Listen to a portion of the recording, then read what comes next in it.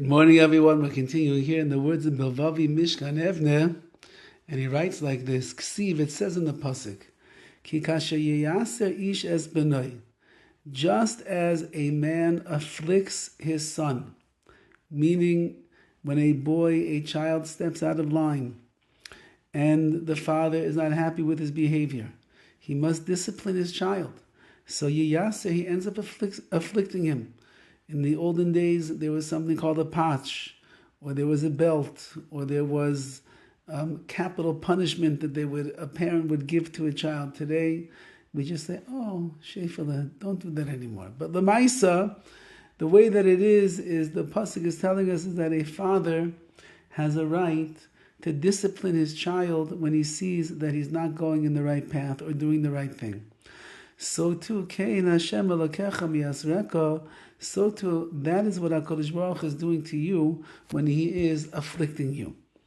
Just as a father will afflict and discipline his child, so too HaKadosh Baruch Hu will do the same to you. Harei Kosov, that means the following. Shayisurim, when it comes to suffering, ha'oinshim, punishments, he mitoich mabat shel bincha, we have to look at it as if from the glance of being a son of the Ribbono Shel Olam. Shel Ava, and a father who brings punishments upon his child is not doing it out of wrath. He's not doing it out of anger. He's doing it Shel Ava, out of love. Since that I, as the father, want is what's best for my child. I wanted that she grow up to be mensch and ehrlich and live their life properly, and they should be mature and they should be responsible. They should be aware of themselves and their actions and what they do to other people, and they should try their best to use their bechir in the right way and not to make mistakes. And my role as a father is to help them along that path. And sometimes when they step out of line, they need to be disciplined. There has to be punishments. There are consequences to help them become the best person they could be. That's the love that a father has for a child. It's not coming from a place of cruelty. It's out of real ava. I want what's best. So too says the BILVAVI MISHKAN EVNEH. This is the same thing. When the Ribbono Shel Olam brings upon suffering or difficulties or pain or consequences to a person, it's only because you're bincha, you're Hashem's child, and He loves you and He wants you to live the life the best that you possibly can. Someone that merits to enter into the inner world of yira, of the fear of punishment, you'll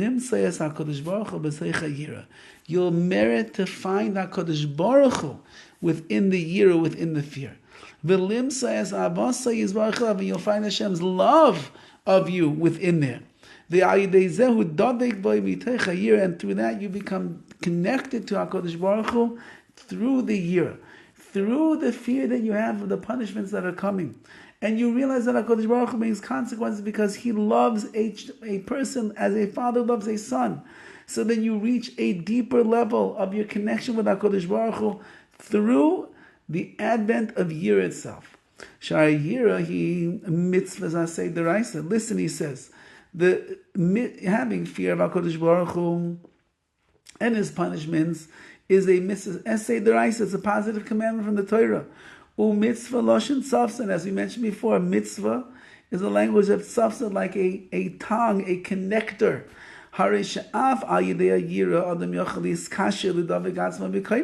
That means that even through yira, a person is going to be able to connect himself and cling to the Ribbono Shel Olam. However, this is hidden from the eyes of the masses. They think that when you fear the punishment, it's only coming from pachad, trepidation, and fear and being scared. And as a result of that, they're turned off from being oisik, from being involved in yira, from trying to acquire for themselves true fear of Hashem. They don't want to live frightened. They don't want to walk around everywhere they go shaking and trembling and anxious that maybe HaKadosh Baruch Hu is going to catch them in the act and they're going to get punished severely. Ulam, however, That's only because the person is lacking an inner understanding of what yira is all about. The real way of fear is Vigilu, rejoice bera'ada, in trembling. B'mokim gila shante ra'ada, in a place where there is rejoicing, that's where you'll find the trembling, which means simcha and yira go together, as we mentioned yesterday. Umitoicha yira hapinimis. We'll leave it over here for today, and Ben will continue tomorrow, but that's what he's saying. Don't let the punishments fool you into thinking that you should be walking around in fear and anxiety all day long. Adarabah, on the other hand, recognize that whatever challenges you are going through in life, whatever yisurim, God forbid, a person might be entreated to, it's a father who is disciplining his son, and that is coming from Abba, from the place of deep love of a father for a child. And therefore, if we look at it in that way, Be'ez Hashem, instead of being frightened, afraid, down, and broken, we'll be elevated and uplifted, and we'll feel ourselves coming closer to Hashem. All the best.